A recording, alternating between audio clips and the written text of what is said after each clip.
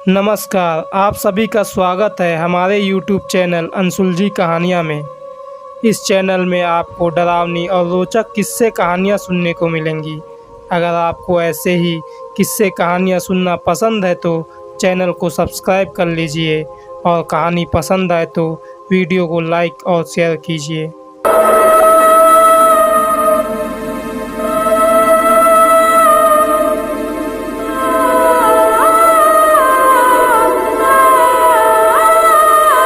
दोस्तों, आज की कहानी बहुत डरावनी है जो आपको शायद इतना डरा दे जिससे आप ट्रेन का सफ़र ही ना करना चाहें। आज की कहानी दो भाई आरिफ और सलमान की है जो उड़ीसा के एक छोटे से कस्बे के रहने वाले हैं। इनके कस्बे से कुछ ही दूरी पर एक छोटा रेलवे स्टेशन है। ये कहानी वहाँ से शुरू होती है जब आरिफ और सलमान के नाना जी की तबीयत अचानक से ख़राब हो गई।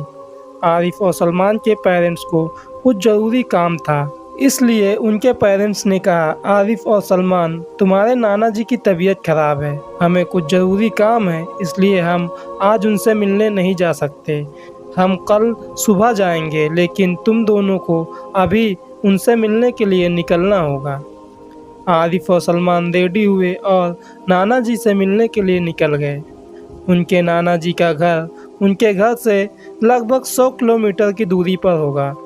आरिफ और सलमान ने बस से न जाकर ट्रेन से जाने का फैसला किया। वो दोनों रेलवे स्टेशन की तरफ निकल गए और कुछ ही समय में रेलवे स्टेशन पहुंच गए। रात के 9 बज रहे थे और उनके ट्रेन का समय लगभग 10 बजे का था।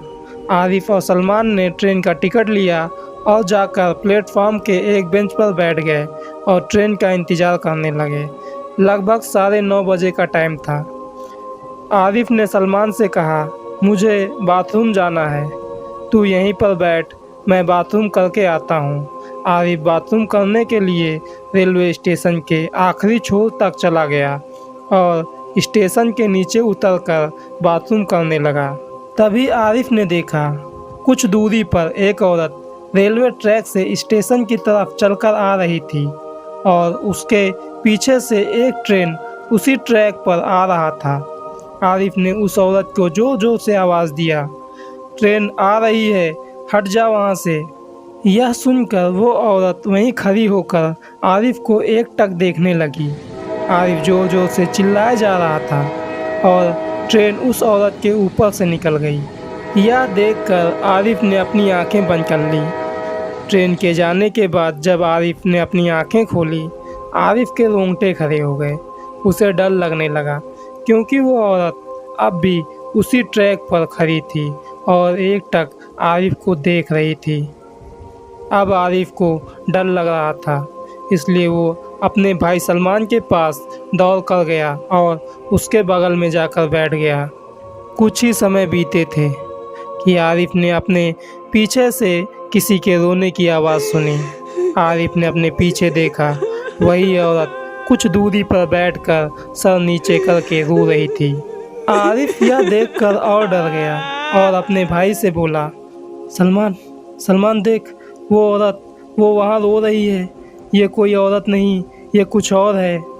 सलमान ने कहा, कौन सी औरत और कहाँ रो रही है? आरिफ ने कहा, वो देख, वो वहाँ पर बैठी है। सलमान ने कहा, भाई कोई नहीं है वहाँ पर।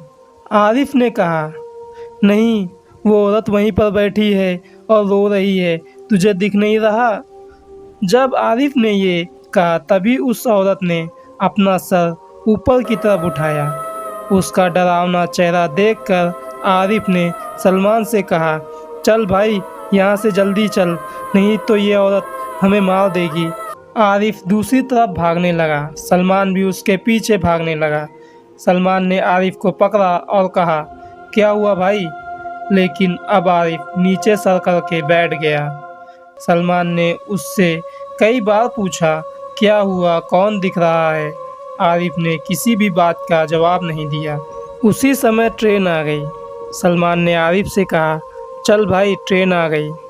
आरिफ ने कहा, मैं नहीं जाऊंगी, मुझे उस रेल की पटरी पर जाना है, मुझे वहाँ अच्छा लगता है।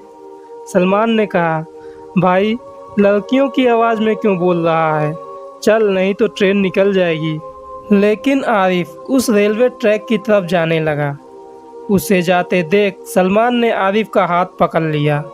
आरिफ घूरते हुए सलमान को देखने लगा। आरिफ के इस तरह से घूरने की वजह से सलमान डर गया और हाथ छोड़ दिया। आरिफ हंसने लगा। उसकी हंसी किसी लड़की की जैसी थी। अब आरिफ उस ट्रैक की तरफ जाने लगा। सलमान ने अपने पापा को फ़ोन किया और कहा, आरिफ भाई को कुछ हो गया है, हम रेलवे स्टेशन में हैं, आप जल्दी से आ जाओ। उसके पापा कुछ ही समय में रेलवे स्टेशन पहुंच गए। उसके पापा ने कहा, आरिफ कहाँ है? सलमान ने कहा, वो उस रेलवे ट्रैक की तरफ गया है। सलमान और उसके पापा भागकर उस रेलवे ट्रैक की तरफ गए। आरिफ उस रेलवे ट्रैक के बीचों बीच में बैठा था। सलमान और उनके पापा ने आरिफ को जैसे तैसे वहां से उठाया और घर लेकर आए।